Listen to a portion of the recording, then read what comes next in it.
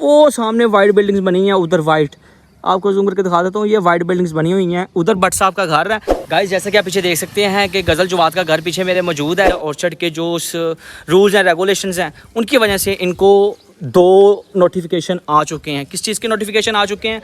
Notification इस चीज़ के आ चुके हैं जी, आपने हमारी प्राइवेसी को वियोलेट किया है। वियोलेट से मरा दिया कि हमारी प्राइवेसी को हार्म हुआ है, कि जो दूसरे यहाँ के रहायशी हैं वो कंप्लेन कर रहे हैं। ले जी गाइस आपको दिखाता हूँ, उस रोड से आए आप लोग, ठीक है। उस रोड से आने के बाद मैंने आपको ये फ्लैक्सेस दिखाई। इस फ्लैक्सों से होते हुए आपने, एक सेकंड यार, ये गाड़ी गुजर रही है, शोर बहुत ज़्यादा कर रही है, आई थिंक रिक्शा भी है। तो ये देखो, ये नुक्कर पे PSO का पंप आपको नज़र आएगा। ये मेन रायमंड रोड है, आपने इसको नहीं छोड़ना। साथ में फार्मेसी भी है, बोर्ड लगे हुए हैं, केक्स एंड बेक्स भी है इधर। ये देखो, ये केक्स एंड बेक्स है। तो आपने वहाँ से आना है, उधर से मेन रायमंड रोड से यूटर्न मारना है, आपने इधर से आना है। ये PSO का पंप सामने आपको नज़र आ रहा है, और ये रोड सीधा है, ये सीधा रोड है, मेन रायमंड रोड है। यहीं पे आपको बैरिया ऑर्चर्ड का गेट मिलेगा। यहाँ पे आपको पुलिस वाले, डॉल्फिन वगैरह, ये सारी चीज़ें आपको टेंशन वाली काम, यहाँ पे टेंशन वाला काम नहीं होगा।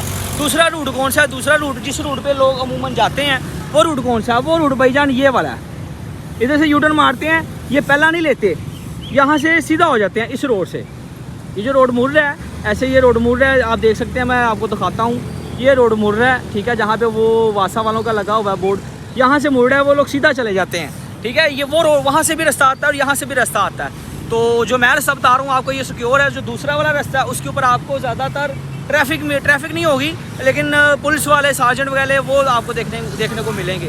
तो अभी हम इस रूट पे चलते हैं सीधा, और सीधा आपको बैरिया ऑर्चर्ड के गेट पे खड़े होकर वीडियो बना के आपको व्लॉग में मैं दिखाऊंगा, फुटेज दिखाऊंगा कि यार इस गेट से हमने एंटर होना है। वहाँ से हमें आपको बिल्कुल आसानी से पता चल जाएगा कि जी भट्ट साहब के हम इलाके में आ चुके हैं, भट्ट साहब के घर हम पहुँच चुके हैं। तो चलते हैं वहाँ पर, फिर आपको दिखाते हैं।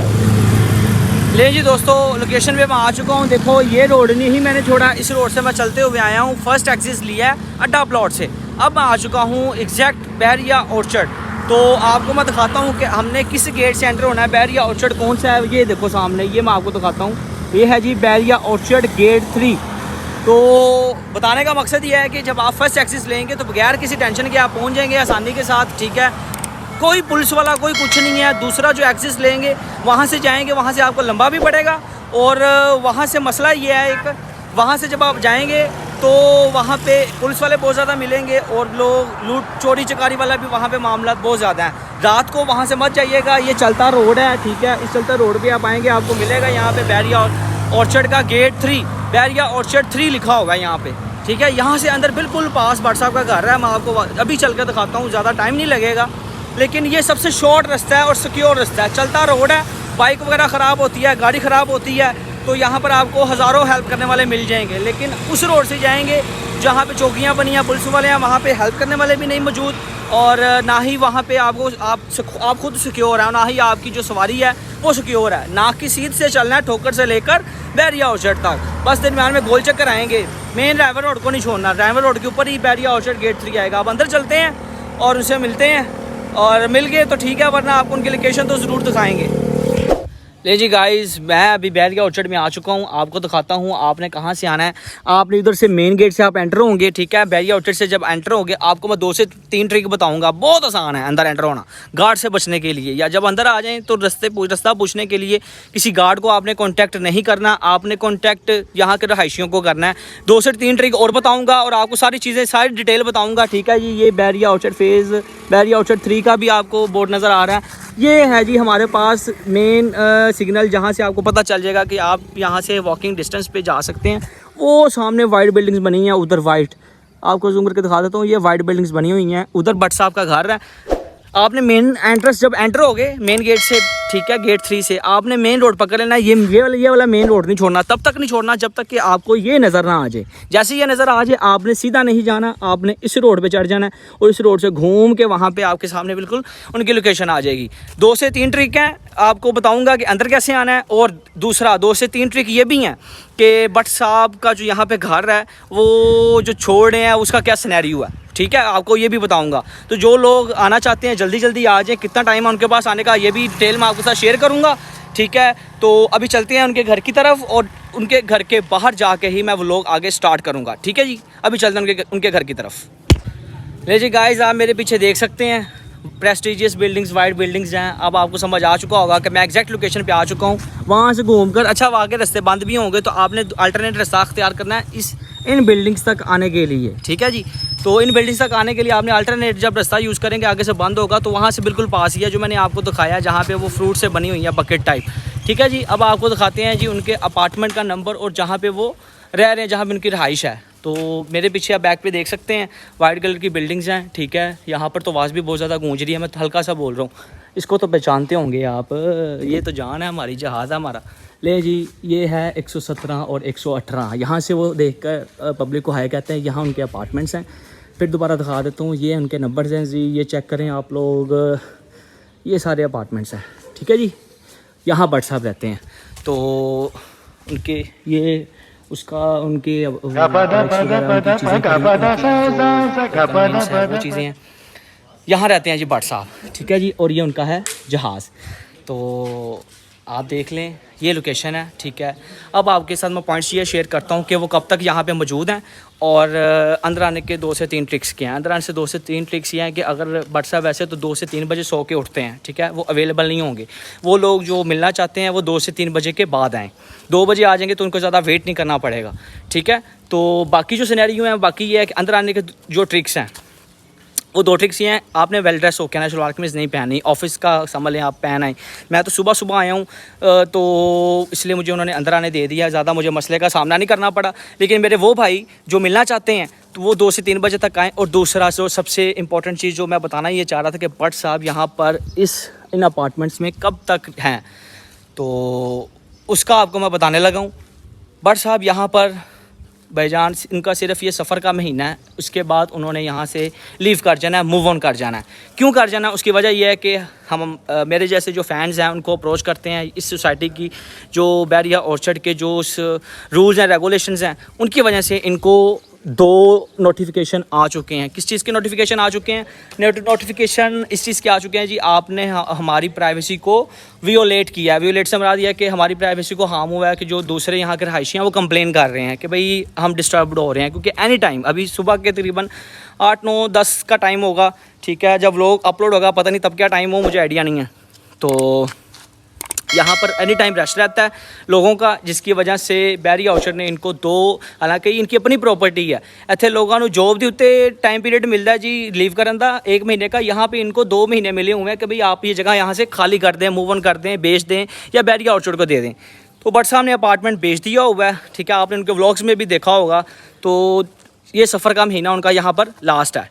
तो जो भाई इनको मिलना चाहते हैं 2 बजे तक आएँ, मंडे टू संडे किसी भी टाइम, ठीक है, यहाँ पर आएँ, इनसे मिलें, इनसे बातचीत करें और 2 बजे आएँ।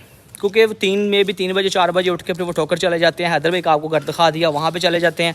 जो ठोकर पे आना चाहते हैं यार, ज़्यादा ट्रैवल नहीं कर सकते, वो ठोकर पे आके हैदर भाई के घर तकरीबन 5 बजे, 4 या 5 बजे, मैं कंफर्म नहीं कह रहा हैदर भाई के घर, क्योंकि यहाँ का मुझे पता है जब मैं आया था।